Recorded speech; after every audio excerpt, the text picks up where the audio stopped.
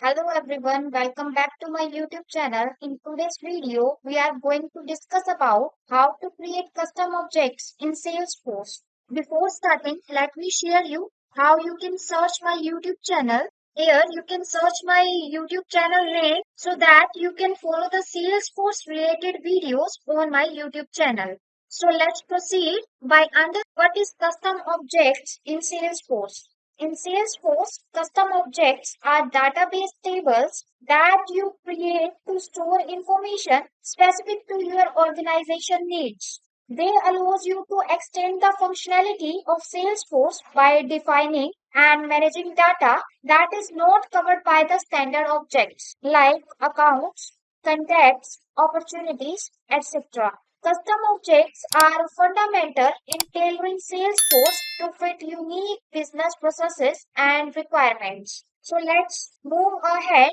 And here I logged in my Salesforce Lightning account. And here we are going to discuss how to create custom objects in Salesforce Lightning experience. When we logged in our Salesforce account, it automatically opens the setup page. And under this page, we can see there is an Object Manager tab present on the navbar. Click on this Object Manager tab and our Object Manager page is open. And under this page, we can see loads of standard objects are present. And here we want to create the custom object. So we click on the drop down arrow of the Object Manager tab. And here we can see there is a new object option is available. And here we can see there is a create option also present. Click on the drop down arrow of the create option and from this pick list you can see there is a custom object and the custom object from spreadsheet option are present, and here we want to create a new custom object, so we click on this custom object option. So our new custom object page is open. Now here we enter the custom object information, and here I am providing the label as a subject and then give the plural label as subjects, and then we click on the start with a vowel sound checkbox if we want, otherwise leave this checkbox as it is. Now scroll down.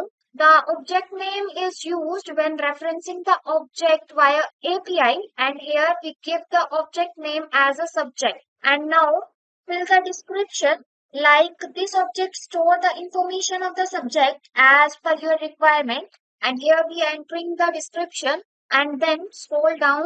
There is a context sensitive help setting and the two options are present. Open the standard salesforce.com help and training window, and the next one is open a window using a visual force page. And here we are selecting the first one option, open the standard salesforce.com help and training window. And then we move to our next section, that is enter the record name, label and format. So while creating the object, Salesforce by default provide a field, the record name as a subject name and the data type as a text. And here two data types are available when we click on the drop down arrow of the data type. First one is text and the another one is auto number. So you need to pick label for that. If you choose the text, then you choose the label as a subject name. And if you choose the auto number, then you choose the record name as a subject number. And here we are selecting the data type as an auto number, and we give the record name as a subject number, and then enter the display format as this 0000, and then give the starting number 0001.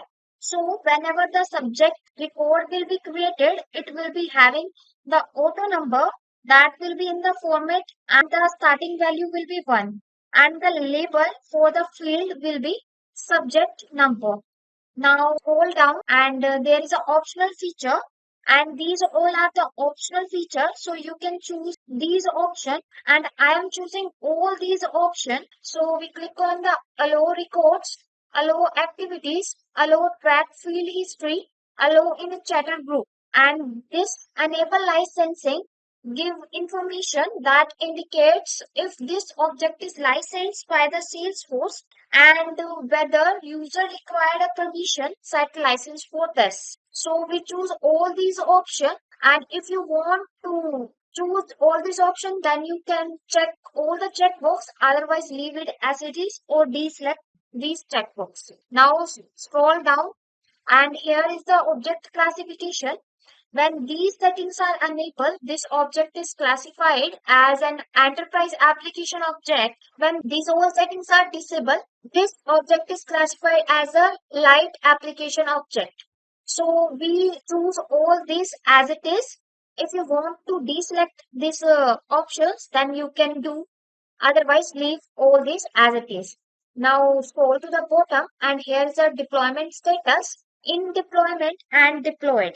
And here we are choosing the deployed option and we allow this checkbox check as a deployed. Then search status. When this setting is enabled, your user can find the record of this object type when they search. And we want to allow this search status setting. So we click on the allow search checkbox and then scroll to the bottom.